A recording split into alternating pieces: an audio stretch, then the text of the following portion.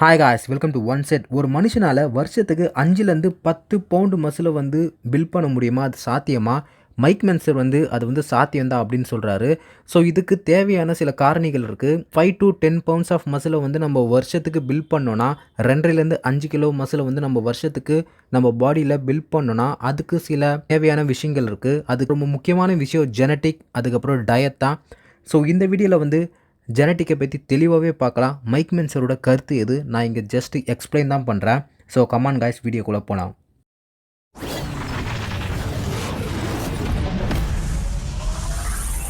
வருஷத்துக்கு 5லேருந்து 10 பவுண்ட், அதாவது 2.5 5 kilo muscle வந்து நம்ம பாடியில் வந்து பிடிக்கும். இது வந்து சாத்தியம்தான் சொல்கிறாரு. ஒரு வருஷத்துக்கு 5 to 10 பவுண்ட்ஸ், நீங்கள் வந்து 10 பவுண்ட்ஸ்னே வச்சுக்கோங்க. அதாவது 5 கிலோ இல்லைனா 4.5 கிலோனே வச்சுக்கோங்க. நான் ரவுண்டாக 5 கிலோன்னு சொல்கிறேன். ஸோ வருஷத்துக்கு பார்த்தீங்கன்னா 50 பவுண்ட்ஸ், அதாவது வந்து 25 கிலோ வரைக்கும் நம்ம மசிலில் வந்து பிடிக்கும். வருஷத்துக்கு 10 பவுண்ட்ஸை நீங்கள் கணக்கு வச்சா என்ன இது ரொம்பவே சின்ன மாற்றம் தான் அப்படின்னு தெரியும். பட் 5 வருஷம் நீங்கள் கேல்குலேட் பண்ணிங்கன்னா 50 பவுண்ட்ஸ், அதாவது 25 கிலோ, ரொம்பவே பெரிய விஷயம். இதை வந்து மைக் மென்சர் எப்படி எக்ஸ்பிளைன் பண்ணுறாருனா, 25 கிலோ மாட்டுக்கறியை உங்களுடைய டின்னர் டேபிளில் நீங்கள் அப்படியே ஸ்ப்ரெட் பண்ணி வைங்க. அது எவ்வளவு குவான்டிட்டி இருக்குமோ, ஸோ அந்த குவான்டிட்டி வந்து உங்கள் பாடியில் நீங்கள் அந்த 25 கிலோ மசிலை வச்சிங்கன்னா அந்தளவுக்கு நீங்கள் ஹியூஜாக இருப்பீங்க. ஸோ இந்த மசிலே போதும் ஒரு ஆர்டினரி பர்சனை, அதாவது ஒரு நார்மல் ஹியூமனை வந்து ஹெர்குலிஸ் லெவலுக்கு பில்ட் பண்ண முடியும். ஹெர்குலிஸ் ரேஞ்சுக்கு அவருடைய மசில் மாஸை வந்து பில்ட் பண்ண முடியும். அதாவது ஒரு மிஸ்டர் ஒலிம்பியா ஸ்டேஜில் இருக்க பாடி பில்டருடைய மசிலை எவ்வளோ ஹியூஜாக இருக்குமோ அந்த அளவுக்கு வந்து பில்ட் பண்ண முடியும்னு மைக் மென்சர் இங்கே சொல்கிறாரு. 25 கிலோ மசிலா, அது எப்படி சாத்தியமா அப்படின்னு கேட்டால் அதுக்கு சில ஜெனட்டிக் பொட்டன்ஷியல் நம்மளுக்கு வேணும். ஸோ அதை தான் மைக் மென்சர் இங்கே தெளிவாகவே சொல்கிறாரு. அந்த எக்ஸாம்பிள்குள்ளே போகிறதுக்கு முன்னாடி இங்கே சில விஷயத்தை பார்க்கலாம். Danny Padilla, one of the most muscular man சொல்லலாம்.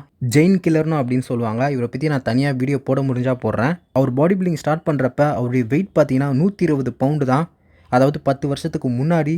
பட் 10 வருஷத்துக்கு அப்புறம் அவருடைய வெயிட் பார்த்தீங்கன்னா 165 பவுண்ட். ஸோ இந்த வெயிட்டை வச்சு அவர் mister America, mister Universe, so இந்த மாதிரி பெரிய பெரிய பாடி பில்டிங் காம்படிஷனில் கம்ப்ளீட் பண்ணி வின் பண்ணியிருக்காரு. டேனி படிலா வந்து மைக் மென்சருடைய ரொம்பவே க்ளோஸ் ஃப்ரெண்டுன்னு சொல்லலாம். ஸோ இதை மேத்தமெட்டிக்கலாக கேல்குலேட் பண்ணி பார்த்தீங்கன்னா டேனி படிலா வந்து வருஷத்துக்கு 4.5 பவுண்டு மசில் வந்து கெயின் பண்ணியிருக்காரு. அதாவது இந்த 10 வருஷத்தில், அதாவது ஒரு வருஷத்துக்கு வந்து 1.5லேருந்து 2 கிலோ மசில் வந்து அவர் பிடிச்சிருக்காரு. இதை கேட்க ரொம்பவே நார்மலாக இருக்கும். ஜஸ்ட் 2.5 கிலோ தான் வருஷத்துக்கு அப்படின்னு. அகைன் மசில் க்ரோத் வந்து நம்மளுடைய ஜெனட்டிக் பொட்டன்ஷியலை தான் ரொம்பவே அதிகமாக பேஸ் பண்ணியிருக்கு. அதை பற்றி இன்னும் தெளிவாகவே பார்க்கலாம். மைக் மென்சர் வந்து டேனி படிலா ஒரு சிறந்த எக்ஸாம்பிளாக இங்கே காட்டுறாரு. ஒரு மிஸ்டர் ஒலிம்பியா பாடி பில்டரே வருஷத்துக்கு வந்து 4.5 பவுண்டு, அதுவும் அவர் வந்து ஒரு என்ஹான்ஸ்டு பாடி பில்டர், ஜெனட்டிக்கலி ரொம்பவே கிஃப்டட் பாடி பில்டர். அவரே வருஷத்துக்கு 4.5 பவுண்டு மசில் தான் போட்டிருக்காரு. ஸோ நீங்கள் உங்களை பற்றி கவலைப்படாதீங்க. நீங்கள் டேனி படிலாவை ஒரு எக்ஸாம்பிளாக எடுத்துக்கோங்க. ஸோ மசில் டிஷ்யூ டெவலப் பண்ணுறது வந்து ரொம்பவே ஸ்லோ ப்ராசஸ். ஸோ உங்களுடைய பொட்டன்ஷியலை பொறுத்து தான் உங்களுடைய மசில் குரோத் வந்து இருக்கும்னு மைக் மென்சர் சொல்கிறாரு. ஸோ இந்த டைமில் எல்லாருமே ரொம்பவே ஆச்சரியமே எதிர்பார்த்துட்டு இருப்பீங்க, உங்களுடைய பொட்டன்ஷியலை எப்படி நீங்கள் வந்து கண்டுபிடிக்கிறது அப்படின்னு. ஸோ அதுக்கு சில காரணிகள் இருக்குது, அதுக்கப்புறம் சில வழிமுறைகளும் இருக்குது. அதுதான் மைக் மென்சர் வந்து ஜெனட்டிக் பொட்டன்ஷியல் அப்படின்னு நீங்கள் தெளிவாகவே நம்மக்கிட்ட விவரிக்க போகிறாரு. உங்களுடைய பொட்டன்ஷியலை எப்படி ஃபைண்ட் அவுட் பண்ணுறது? அதுக்கு வந்து 4 விஷயங்கள் இருக்குது. ஒன்று வந்து போன் சைஸ், அதுக்கப்புறம் மசில் லென்த், அதுக்கப்புறம் மசில் ஃபைபர் டென்சிட்டி, அதுக்கப்புறம் மெட்டபாலிசம். இந்த 4 காரணிகள் இருக்குது. முதல்ல வந்து போன் சைஸ் பார்க்கலாம். ஸோ ஆவரேஜாக ஒரு நார்மல் பர்சன் வந்து ஏதாச்சும் ஒரு ஸ்போர்ட்ஸில் வந்து அவர் சாதிக்கணும்னா அதுக்கேற்ற போன் ஸ்ட்ரக்சர் அவருக்கு இருக்கணும். உதாரணத்துக்கு வந்து ஒரு நார்மல் போன் ஸ்ட்ரக்சர் உள்ள மனுஷன், அதாவது வந்து இங்கே அனிருத்தனை எக்ஸாம்பிள் சொல்கிறேன். ஸோ அனிருத் பார்த்தீங்கன்னா ரொம்பவே குட்டியாக இருப்பார், இல்லைனா நிறைய புல்லிங்கோஸ் இருப்பாங்கள்ல, அவங்களாம் பார்த்தீங்கன்னா பென்சிலில் கோடு போட்ட மாதிரி இருப்பானுங்க. ஸோ இந்த மாதிரி போன் ஸ்ட்ரக்சர் இருக்கவங்களால் வந்து கண்டிப்பாக பாடி பில்டிங் ஃபீல்டில் வந்து அச்சீவ் பண்ண முடியாது. பாடி பில்டிங்கில் மட்டும் இல்லை, எந்த ஒரு ஸ்போர்ட்ஸ்லேயும் வந்து பெருசாக அச்சீவ் பண்ண முடியாது. ஸோ அகைன் நான் யாருமே இங்கே அண்டர் எஸ்டிமேட் பண்ணுற ஒரு எக்ஸாம்பிளுக்காக தான் சொல்கிறேன். இந்த மாதிரி ஸ்மால் போன் ஸ்ட்ரக்சர் உள்ளவங்க வந்து அதிகப்படியான மசிலை வந்து அவங்களால வந்து ஹோல்ட் பண்ண முடியாது. ஏன்னா அதிகப்படியான மசிலை வந்து ஹோல்ட் பண்ணுறதுக்கு நல்லா ஸ்ட்ராங் போன்ஸ் வேணும். ஸோ இந்த மாதிரி ஒல்லியாக இருக்கவங்களால அதிகப்படியான மசிலை வந்து ஹோல்ட் பண்ண முடியாது. அதனால் இவங்களால பெருசாக பாடி பில்டிங்கில் வந்து சாதிக்க முடியாது. ரொம்பவும் உங்களோட போன் ஸ்ட்ரக்சர் பெருசாக இருந்தால் அதிகப்படியான மசில், ஒரு பாடி பில்டருக்கு தேவையான அதை விட அதிகமான மசில் வந்து உங்கள் பாடி வந்து ஹோல்ட் பண்ண ஆரம்பிச்சிடும். உதாரணத்துக்கு வெயிட் லிஃப்டர், பவர் லிஃப்டர், இவங்களாம் பார்த்துருப்பீங்க. இவங்களாம் ரொம்பவே மேசிவாக இருப்பாங்க. அதுக்கு காரணம் இவங்களுடைய அபரிவிதமான போன் ஸ்ட்ரக்சர் தான் காரணம்னு சொல்லலாம். ஸோ இந்த மாதிரி ஃபிசிக்ஸ் ஸ்ட்ரக்சர் இருக்கிறவங்களால அழகான பாடி பில்டர் மாதிரி அவங்களுடைய ஃபிசிக்கை வந்து டெவலப்டாக பண்ண முடியாது. பட் பார்க்க ரொம்பவே ஹியூஜாக இருப்பாங்க. ஸோ போன் சைஸை பொறுத்த வரைக்கும் ரொம்பவே லார்ஜாக இருக்கக்கூடாது, ரொம்பவே ஸ்மாலாகவும் இருக்கக்கூடாது. ஸோ ஆவரேஜான போன் சைஸ் இருந்தால் போதும், பாடி பில்டிங்கில் வந்து உங்களால் சாதிக்க முடியும்னு மைக் மென்சரிங்க சொல்கிறாரு. அதுக்கப்புறம் வந்து மசில் லென்த். உடைய மசில் வந்து எவ்வளவு லென்த்தாக இருக்கணுன்றது ரொம்பவே முக்கியமான விஷயம். அதுக்கு உதாரணத்துக்கு வந்து மைக் மென்சர் யாரை வந்து எக்ஸாம்பிளாக எடுக்கிறாருன்னா, Larry Scott. 2 times mister Olympia. So இவருடைய பைசெப் பார்த்தீங்கன்னா, அர்னால்டுக்கே சவால் விடுற அளவுக்கு ரொம்பவே பிக்கரான பைசெப் இவருக்கு. ஈவன் அர்னால்டே இவருடைய பைசெப்பை பார்த்து அட்மையர் ஆகியிருப்பார்.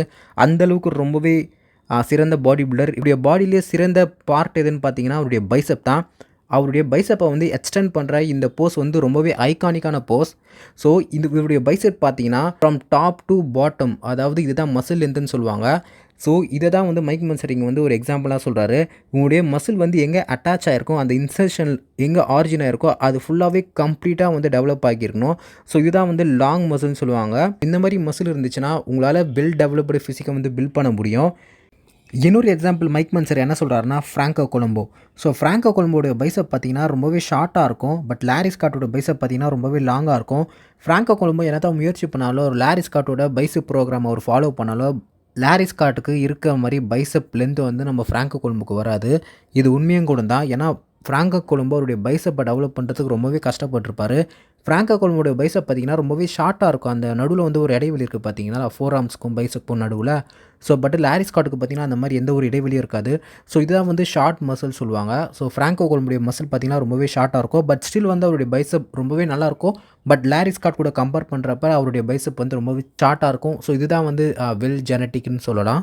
சில பேருக்கு வந்து லாங் பைசெப் இருக்கும், ஷார்ட் காஃப் இருக்கும். சில பேருக்கு வந்து ஷார்ட் காஃப் இருக்கும், லாங் பைசெப் இருக்கும். ஸோ எல்லாருமே வந்து பர்ஃபெக்டாக ரொம்பவே யூனிஃபார்மாக அவங்களுடைய மசில் பெல்லி வந்து லென்த்தாக இருக்காது. ஸோ அதை பற்றி நீங்கள் பெருசாக கவலைப்படாதீங்க.